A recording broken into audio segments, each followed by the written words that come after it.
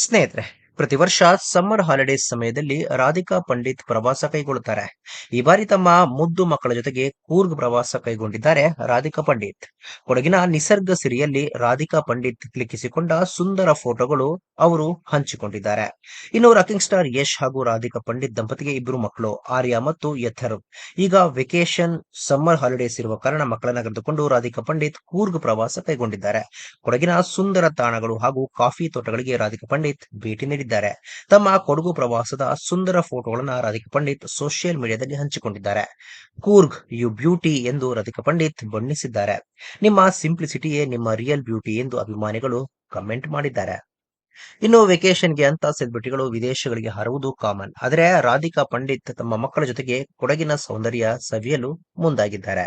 ಕೊಡಗಿನ ಸುಂದರ ಸ್ಥಳಗಳಿಗೆ ರಾಧಿಕಾ ಪಂಡಿತ್ ಭೇಟಿ ನೀಡಿದ್ದಾರೆ. ಸ್ನೇಹಿತರೆ, ರಾಧಿಕಾ ಪಂಡಿತ್ ರವರ ಈ ಒಂದು ಟ್ರಿಪ್ ಬಗ್ಗೆ ನಿಮಗೆ ಏನಿಸುತ್ತೆ ತಪ್ಪದೆ ಕಾಮೆಂಟ್ ಬಾಕ್ಸ್ ನಲ್ಲಿ ತಿಳಿಸಿ.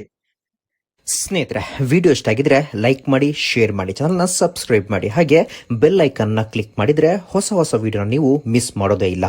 ಮುಂದಿನ ವಿಡಿಯೋದಲ್ಲಿ ಭೇಟಿಯಾಗೋಣ. ಧನ್ಯವಾದಗಳು.